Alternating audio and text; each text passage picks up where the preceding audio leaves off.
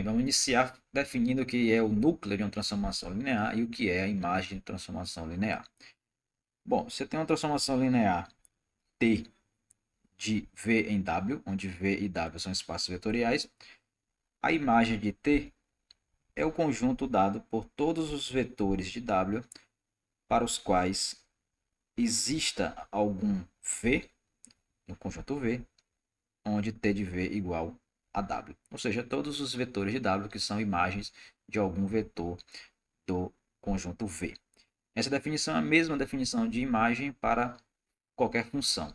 Qualquer função, a gente sabe que o conjunto imagem da função é definido da mesma maneira, em particular para aplicações ou transformações lineares. Perceba ainda que, obviamente, esse conjunto imagem de T, ele é um subconjunto do W, subconjunto do espaço de chegada, visto que os vetores aí são pegos em W. O núcleo de T, por sua vez, é simbolizado desta forma, KER de T, e tem a seguinte definição: são todos os vetores do espaço V, do espaço de partida, tais que a imagem deste V é o vetor nulo de W. Então, como são vetores do conjunto V, você tem então um subconjunto do V, do espaço de partida. Bom, um fato mais interessante sobre espaço e núcleo é que, além deles serem dados por conjuntos, subconjuntos de W e de V, eles são um pouco mais, eles são subespaços vetoriais. O núcleo é um subespaço do V, que é o espaço de partida, e a imagem é um subespaço do W, que é o espaço de chegada. Isso aqui é um exercício que será deixado aí como indicação, e ele não é difícil. A ideia é simplesmente você pegar dois vetores, o V do núcleo, e mostrar que a soma também pertence ao núcleo, e também mostrar que um número vezes um vetor do núcleo ainda pertence ao núcleo, mostrando então que o núcleo seria um subespaço vetorial, por ser fechado para as operações. E você faz a mesma coisa para a imagem, pegando dois vetores da imagem, digamos W1 e W2 pertencente à imagem, e mostrar que W1 mais W2 também pertence à imagem, e também mostrar que um número qualquer vezes um vetor da imagem ainda pertence à imagem. Bom, então, considerando essa transformação linear T de R3 em R3, dada dessa forma, T de x, y, z igual a x mais y menos 2z, x mais 2y menos 2x menos 3y mais 2z. Queremos encontrar o seu núcleo e a sua imagem. Começando pela imagem de T, os vetores que estão na imagem de T são vetores de R3 que tenha este padrão descrito aqui para x, y, z, três números reais quaisquer. Por se tratar de um espaço vetorial, para descrever esse conjunto T, vamos descrevê-lo em função de uma base. A maneira para ser feita aqui é semelhante a fizemos para subespaços vetoriais, para encontrar uma base de um subespaço vetorial a partir de seus geradores. Então, escrevemos o vetor genérico da imagem, que seria x mais y menos 2z, x mais 2y, menos 2x menos 3y, mais 2z. Cada vetor da imagem tem esse padrão. A partir daqui, podemos reescrever isso como uma combinação linear da seguinte forma. Isolando aqui o x, ele vai multiplicar 1, 1, menos 2. São os três números que aparecem aqui, são os mesmos que estão multiplicando o x na expressão. Depois faz a mesma coisa aqui com o y. Vai multiplicar nesse caso 1, 2, menos 3. E depois com o z, que vai multiplicar menos 2, 0. Não aparece 0 na segunda entrada. E 2 na terceira entrada. Então, a expressão dada aqui do lado direito, se a gente fizer a conta novamente, a gente percebe que é exatamente a mesma coisa que tem do lado esquerdo. Isso quer dizer então que todo vetor da imagem ele é uma combinação linear desses três vetores aí destacados.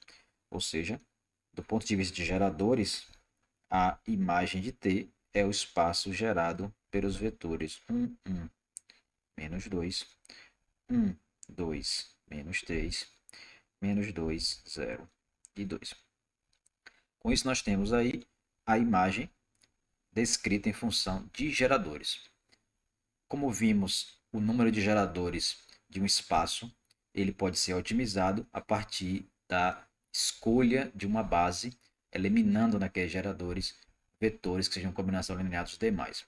E para identificar esses possíveis vetores, uma maneira prática é fazer o escalonamento da matriz, colocando as coordenadas em linhas. Então, 1, 1, menos 2 na primeira linha, 1, 2, menos 3 na segunda linha, menos 2, 0, 2 na terceira linha. A gente vai escalonar essa matriz e verificar quais linhas são linearmente dependentes. Na segunda linha, vamos fazer a operação linha 2 menos linha 1, para zerar o termo que está aqui na linha 2, coluna 1. E na linha 3 mais duas vezes linha 1, para zerar o termo correspondente ali na linha 3, coluna 1. Então, repetindo a primeira linha, a segunda, subtraindo linha 2 menos linha 1, vai ficar 1 menos 1, que é 0, 2 menos 1, que é 1, menos 3 menos menos 2, que vai dar menos 3 mais 2, dá menos 1. A terceira, multiplicando a primeira por 2 e somando, vai ficar 2 menos 2 dá 0. 2 vezes 1 é 2 mais 0 dá 2. 2 vezes menos 2 menos 4, menos 4 mais 2 menos 2. Podemos seguir aqui com o escalonamento para zerar esse termo 2 que está aqui. E a operação nesse caso seria linha 3 menos duas vezes a linha 2, que agora é a linha de referência. Então, repetindo a primeira linha, repetindo a segunda linha, e a terceira, menos 2 vezes 0 mais 0, menos 2 vezes 1 mais 2, também dá 0, menos 2 vezes menos 1 mais 2 também dá 0. Com isso, terminamos o escalonamento e percebemos que temos aqui uma linha nula, ou seja, entre aqueles três vetores, um vetor é combinação linear dos outros dois. Nesse caso aqui do escalonamento, a gente está percebendo que o terceiro ele é uma combinação linear dos outros dois. Uma outra forma seria pegar diretamente, se não quisermos usar os geradores que estão ali, usar as linhas não nulas da matriz, a primeira e a segunda. Então, isso quer dizer que a imagem desse espaço é o conjunto gerado exatamente pelo vetor 1, 1, menos 2 e o vetor 0, 1, menos 1. Estes dois vetores formam também uma base do espaço vetorial imagem de T. Continuando, vamos agora encontrar o núcleo dessa transformação linear. Então, o núcleo de T ele é formado por todos os vetores x, y, z, de tal maneira que a imagem desses vetores é o vetor nulo do outro espaço. Nesse caso, o vetor 0, 0, 0, que é o vetor nulo do espaço R3. Então, para encontrar esses vetores, basta encontrar a solução desta equação vetorial, igualando aqui a imagem dada pela função linear t igual a 0, 0, 0. Essa equação aqui entre esses dois vetores vai resultar em um sistema com três equações, x mais y menos 2z, que é a primeira entrada, tem que ser igual a 0, que é a primeira entrada do lado direito. X mais 2y tem que ser 0. Menos 2x menos 3y mais 2z também tem que ser 0.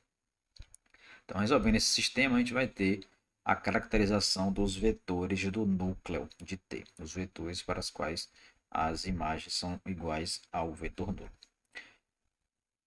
Poderíamos colocar esse sistema na forma matricial e escalonar, de maneira ou de outra, ou podemos usar, por exemplo, outros artifícios, a partir da percepção que a primeira linha somada com a segunda e somada com a terceira, a gente percebe que a soma das três equações no lado esquerdo vai resultar em 0. Vai ficar x mais x menos 2x, y mais 2y menos 3y e menos 2z mais 0 mais 2z.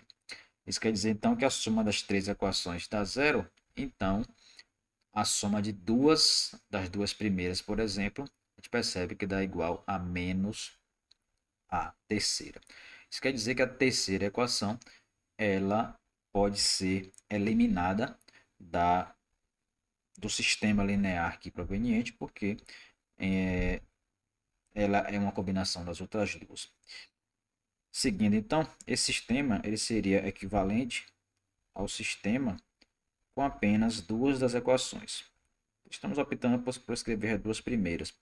Obviamente, poderíamos eliminar ou a primeira ou a segunda também, visto que cada equação dessa é combinação das outras duas.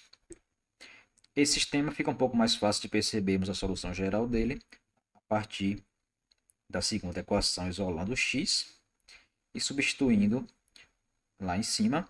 Você vai ficar com menos 2y mais y menos 2z igual a zero, o que implica, colocando o z em função do y, que o z vai ser igual a menos 2y mais y vai dar menos y. Este menos y passando para o lado direito da equação vai ficar mais y. E este menos 2 que multiplica o z, quando dividirmos por menos 2, então o z vai ficar igual a menos meio vezes y. Com isso, nós temos aqui a solução geral do sistema, onde o x fica em função do y como menos 2y, o y em função dele próprio é y igual a y, e o z em função do y fica menos meio vezes y.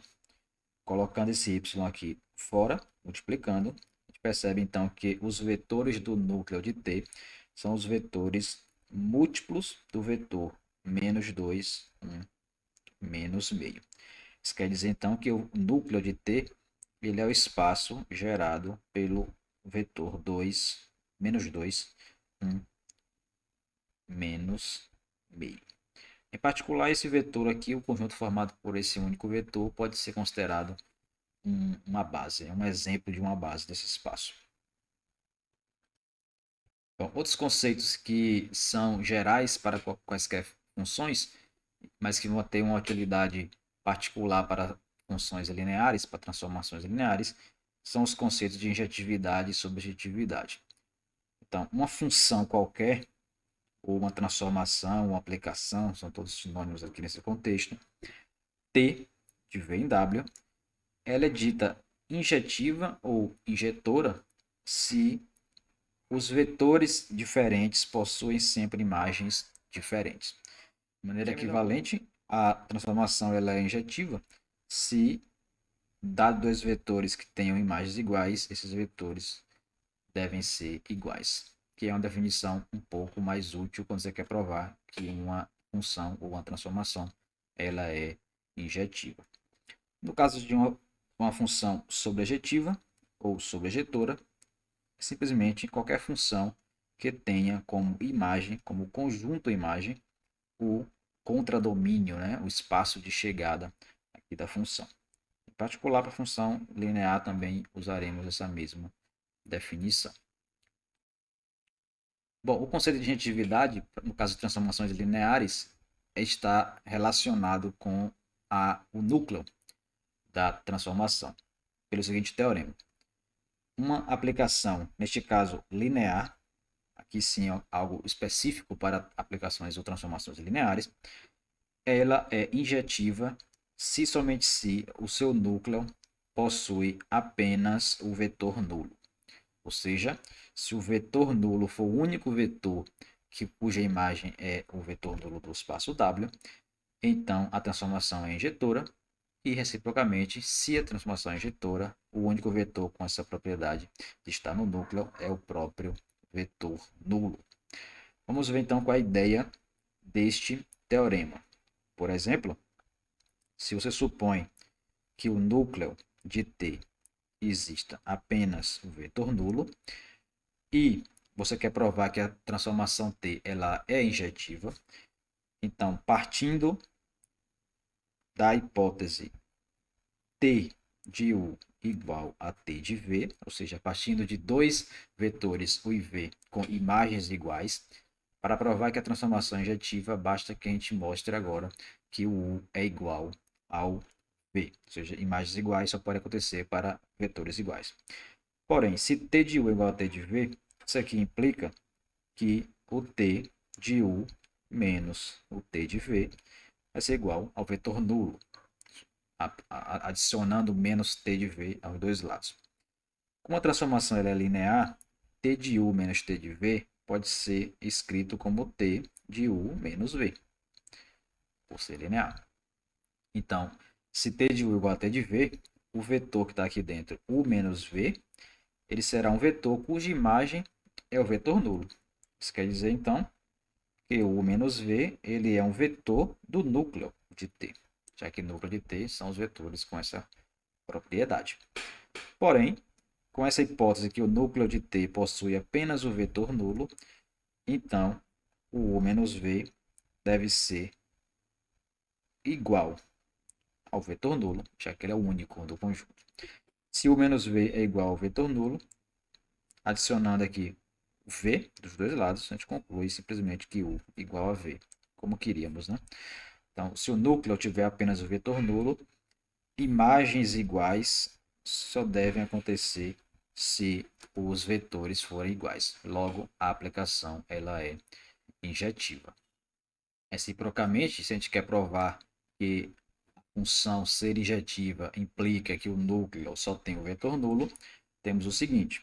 Então, supondo que t é uma função injetiva e nós temos um vetor v cuja imagem dá o vetor nulo, vamos ter o seguinte.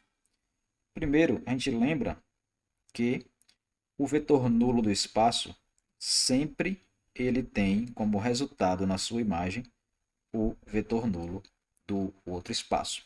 Então, ou seja, a imagem do vetor nulo do espaço V sempre é igual ao vetor nulo do espaço W para qualquer aplicação linear. Precisa ser linear para que tenha essa propriedade. Então, se t de v é igual ao vetor nulo, o t de v vai ser igual ao t do vetor nulo, que é o mesmo resultado que tinha ali. Isso quer dizer, então, que você tem dois vetores v e vetor nulo, dois vetores com a mesma imagem. Mas como a aplicação ela é injetiva, dois vetores com a mesma imagem, esses dois vetores precisam ser iguais. Então, isso quer dizer que o único vetor que está no núcleo, ou seja, o único vetor que tem a imagem igual ao vetor nulo, é o próprio vetor nulo. Concluindo, então, o teorema. Vamos verificar como a gente pode aplicar esse teorema em exemplos mais práticos para dizermos se a função, ou a transformação linear, ela é injetiva ou não. Então, ao invés de verificarmos a definição geral para uma função qualquer, no caso de injetividade, para funções lineares, basta que olhemos o núcleo da transformação.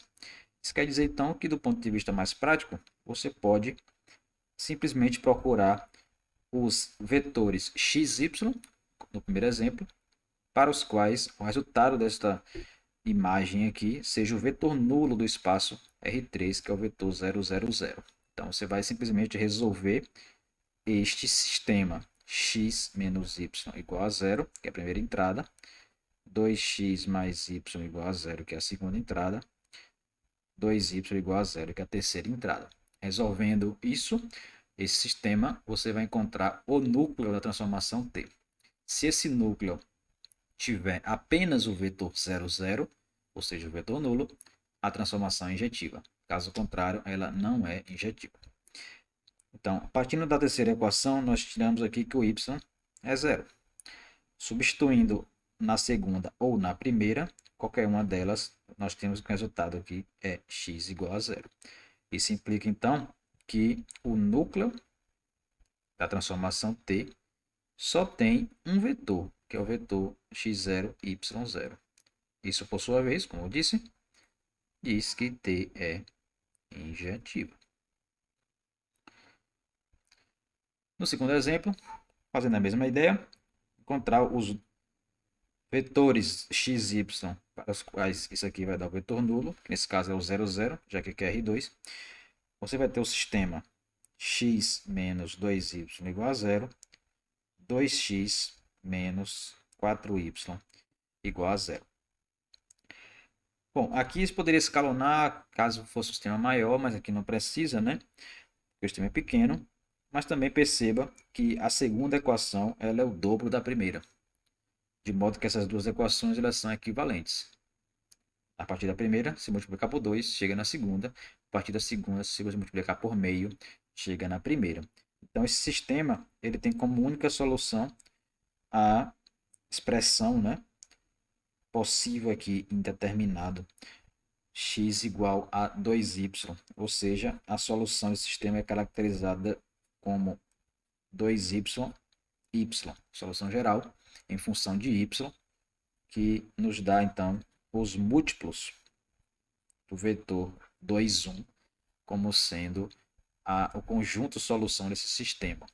Isso quer dizer, então, que o núcleo de T ele é o espaço gerado pelo vetor 2, 1.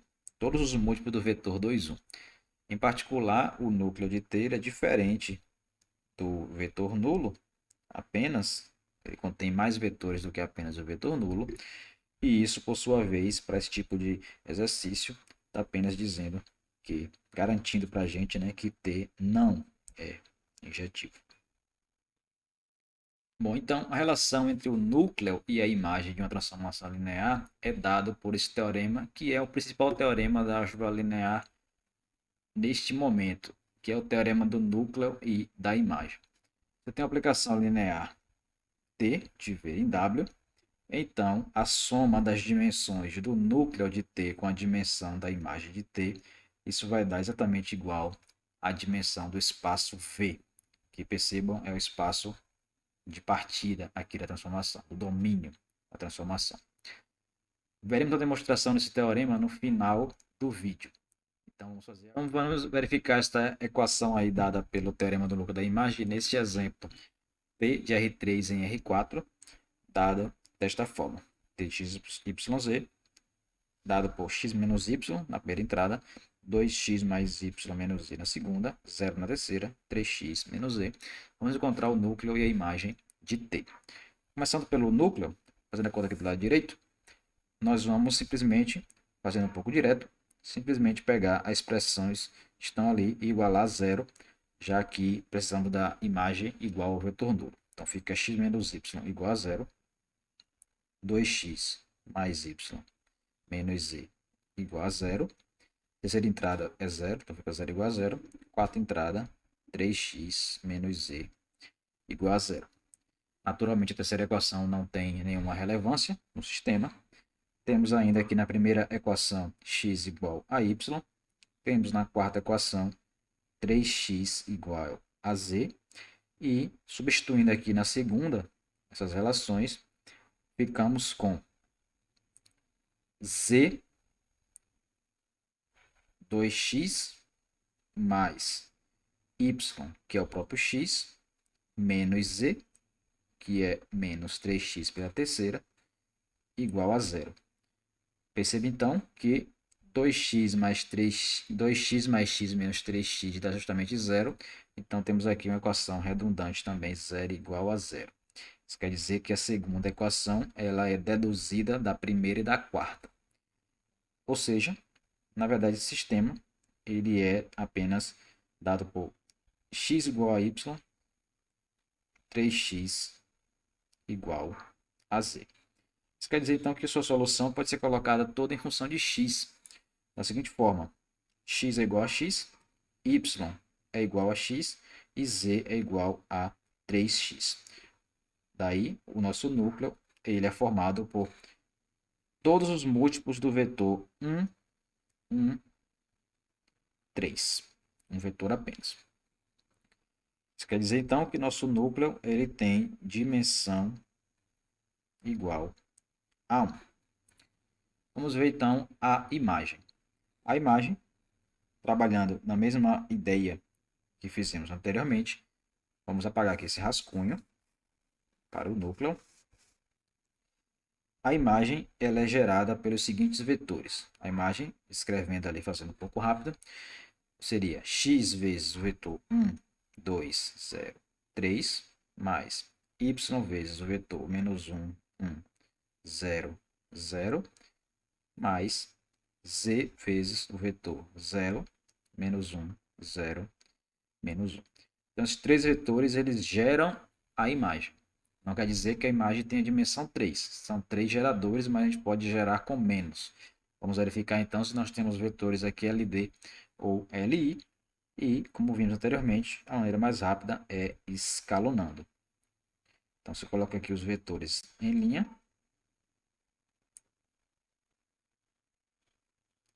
E escalona. Na segunda linha, nós vamos somar com a linha 1. Vamos ficar então com 1, 2, 0, 3, 0, 3, 0, 3. E a terceira, 0, menos 1, 0, menos 1. Perceba agora que a sua segunda linha ela é uma múltipla da terceira. Multiplicando a terceira por menos 3, a gente encontra a segunda. Logo, na verdade, esta matriz ela tem duas linhas independentes. A terceira linha ela não é independente das outras duas. Isso quer dizer, então, que a nossa imagem ela é gerada pelos vetores 1, 2, 0, 3, que é a primeira linha, e o vetor 0, 3, 0, 3, por exemplo. Poderia ser qualquer outro aqui também, múltiplo dele, né? Como o próprio 0, menos 1, 0, menos 1, que é a terceira linha. Mas o fato, o que importa para a gente é que a dimensão da imagem, percebe então, temos aí dois vetores LI gerando, então a base tem dois vetores, logo a imagem tem dimensão 2. Então, somando aqui, nós percebemos que resulta em 3, que é a mesma dimensão aqui do espaço de partida R3, como o teorema estava prevendo. Bom, a relação dada pelo teorema do núcleo da imagem ele tem algumas consequências imediatas envolvendo injetividade e sobrejetividade. Por exemplo, se você tiver uma aplicação T que vá de um espaço V em um espaço W e que eles possuam a mesma dimensão, essa transformação T ela é injetiva se somente se ela é sobrejetiva. Em outras palavras, quer dizer que uma aplicação linear que vai de um espaço de mesma dimensão em outro de mesma dimensão, você tem aplicações que são ao mesmo tempo injetiva e sobrejetiva, ou ela não pode ser nenhuma das duas coisas, nem injetiva e nem sobrejetiva. Nós vimos um exemplo dessa situação aqui no primeiro exemplo envolvendo núcleo e imagem, que foi essa transformação aqui, onde encontramos a imagem de T gerada por dois vetores, ou seja, ela tinha dimensão 2, e o núcleo de T gerado por um vetor, o núcleo tinha dimensão 1. Essa aplicação ela vai de R3 em R3, que é o mesmo espaço, em particular tem a mesma dimensão, e a gente percebe que essa transformação ela não é nem injetiva e nem sobrejetiva. Ela não é injetiva porque o núcleo tem dimensão 1, ou seja, tem mais vetores do que o vetor nulo, e ela também não é sobrejetiva porque a imagem é gerada por dois vetores só. Então a imagem não pode ser igual ao contradomínio, porque o contradomínio também é o R3, tem dimensão 3, enquanto a imagem tem dimensão 2. Então não é o mesmo conjunto. Essa é a ideia para a gente perceber porque esse corolário, né, essa consequência desse teorema ele é verdadeiro. A partir do núcleo da imagem, com essa relação dimensão de V igual a dimensão do núcleo mais a dimensão da imagem, se a dimensão de V fosse igual à dimensão de W, como está na hipótese daquele corolário, você tira então que se a aplicação ela for injetiva, se ela for injetiva, o núcleo tem apenas o vetor nulo, consequentemente a dimensão vai ser zero, a dimensão do núcleo. Isso quer dizer então que a imagem terá a mesma dimensão que é o espaço W, que é o contradomínio.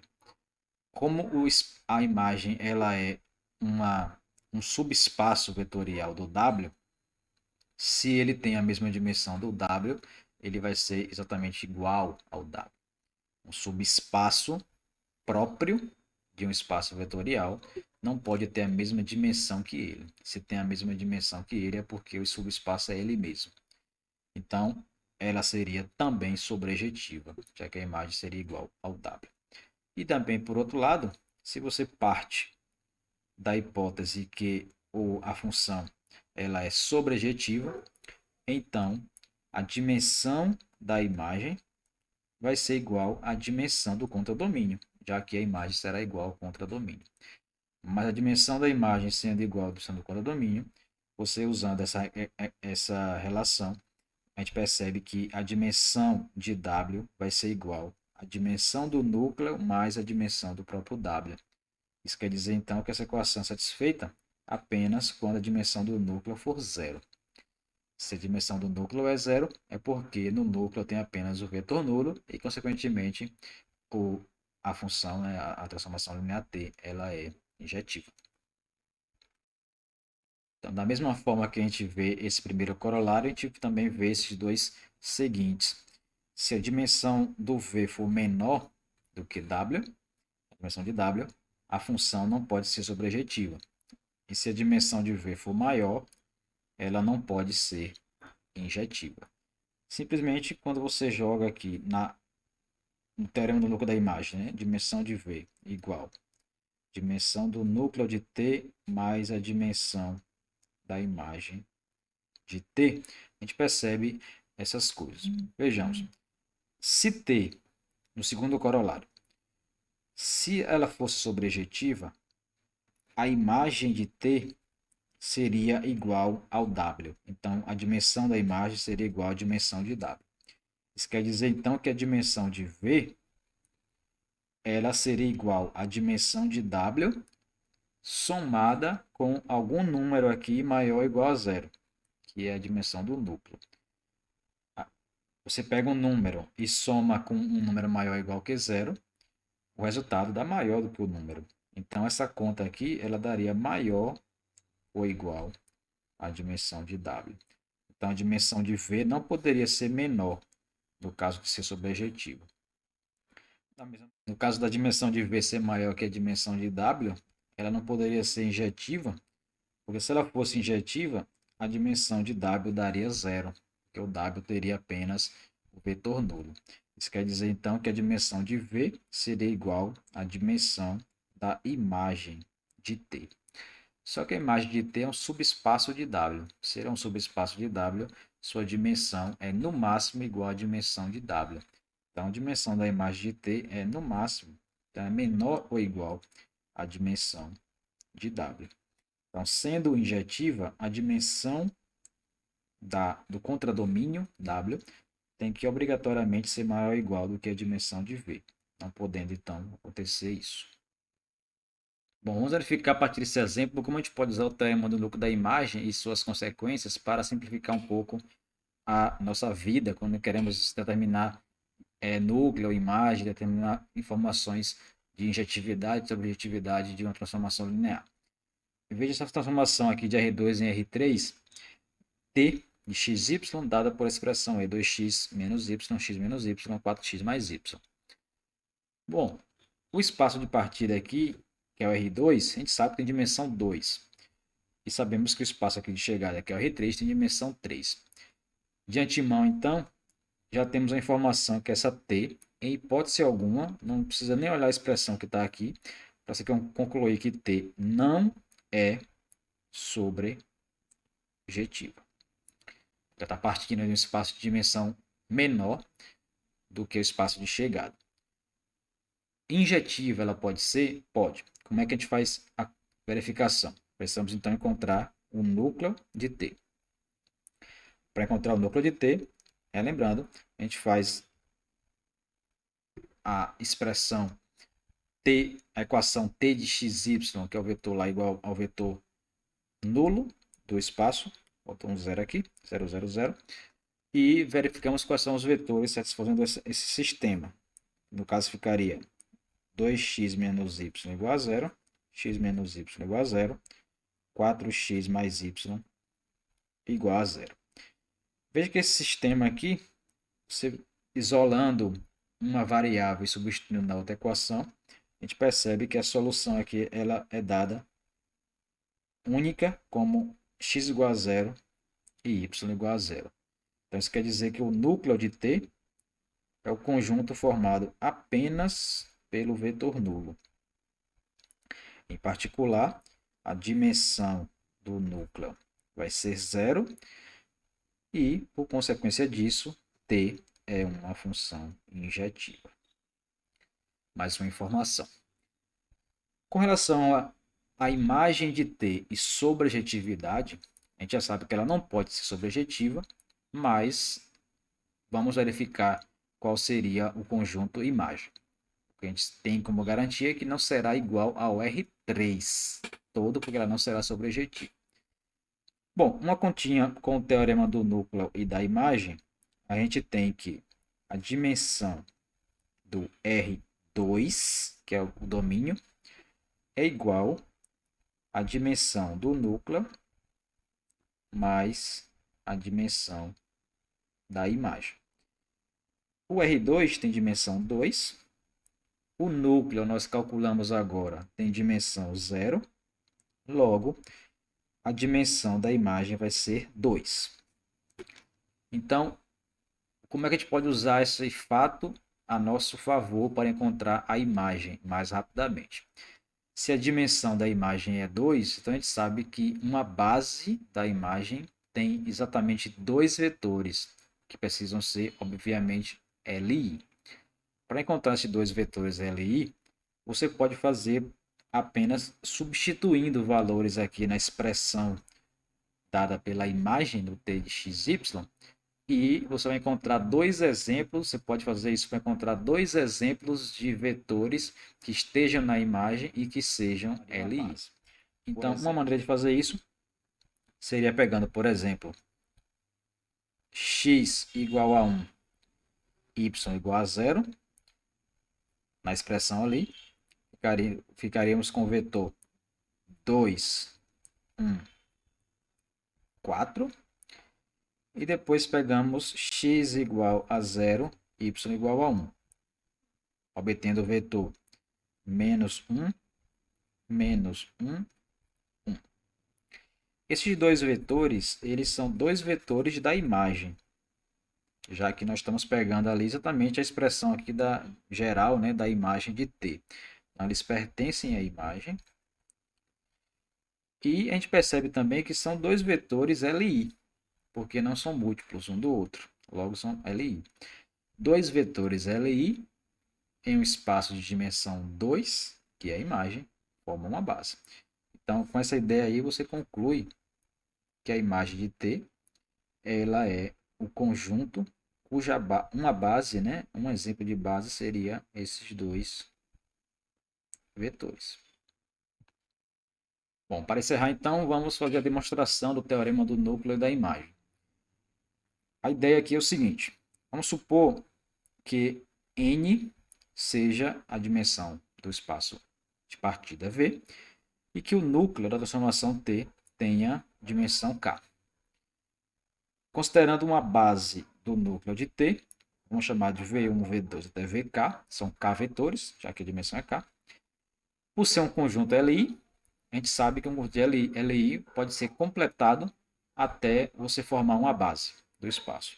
Então, juntamos aqui mais N menos K vetores na base do núcleo de T, para que esses N vetores agora, nós temos aqui exatamente N, formem uma base do espaço V.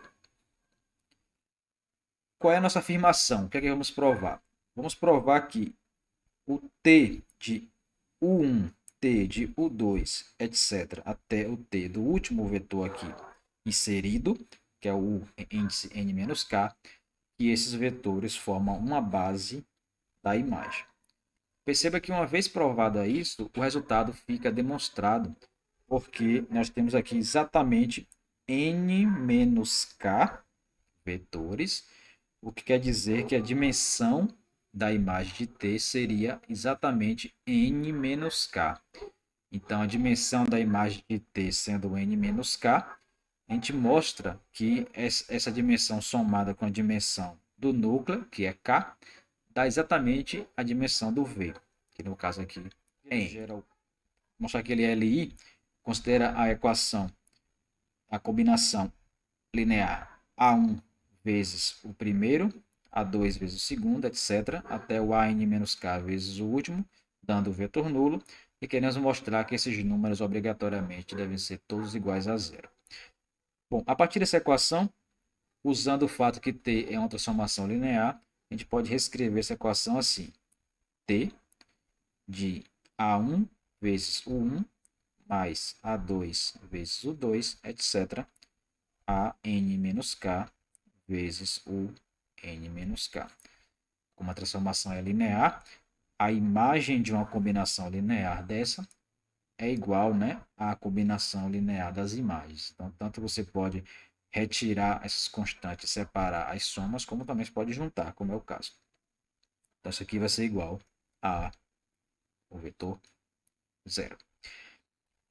O fato que t desse vetor que está aqui dentro tem como resultado o vetor nulo, isso quer dizer então que esse vetor ele pertence ao núcleo de T.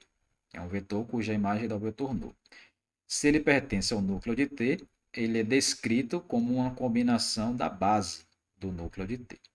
Isso quer dizer então que o vetor A1 vezes o 1, etc., até AN-K vezes o N-K, ele é uma combinação dos vetores da base do núcleo, onde a base do núcleo são os vetores V1, V2 até Vk. Então, existe algum número aqui que eu vou chamar de B1, por exemplo, vezes V1, um B2 vezes V2, etc., até um BK vezes VK. Reorganizando esta equação, subtraindo, né, somando os vetores opostos, podemos escrever assim: A1 vezes o 1, etc., até AN-K vezes o N-K, menos B1, V1, menos B2, V2, menos, etc., BK, VK igual ao vetor nulo. Então, temos aí nessa equação uma combinação dos vetores U1, U2 até o N-K, V1, V2 até VK, dando o vetor nulo. Só que esses vetores aí, eles formam uma base do espaço V. Em particular, eles formam um conjunto LI. Se eles formam um conjunto LI, essa combinação linear só pode dar o vetor nulo quando os números são todos iguais a zero. Então, o A1, o A2, etc., até o AN-K, além também do B1, do B2, etc., até o BK, todos são iguais a zero. Em particular, o A1, A2 até AN-K são todos iguais a zero, o que mostra então que o conjunto ele é LI. Por último, basta mostrar agora que a imagem de T é gerada pelos vetores T de U1, T de U2, etc., até T de UN-K. Para mostrar que a imagem é gerada, considere um vetor genérico da imagem, chamamos aquele de W. Por ser um vetor da imagem, esse W ele é o T de algum vetor do domínio, que estamos chamando de V. Este vetor V ele pertence a V e, como consequência, ele é uma combinação da base V1, V2 até VK, etc., o 1, o 2 até o N-K. Então, V é dado por algum número, vamos chamar de A mesmo, A1 vezes V1, A2 vezes V2, etc., até VK, chamar de AK vezes VK, mais outros números, vou colocar aqui diferente, B1 vezes o 1, B2 vezes o 2, etc., até o B, índice N menos K, vezes o U, índice N menos K. Então, o nosso W, por ser igual ao T de V, o W vai ser o T dessa expressão toda. Porém, T é uma aplicação linear. Então, como vimos, a imagem dessa combinação pode ser escrita da seguinte forma. Ao invés de escrever T do que está aí, a gente pode separar já escrevendo assim. A1 vezes T de V1 mais A2T de V2, etc. até o AKT de VK.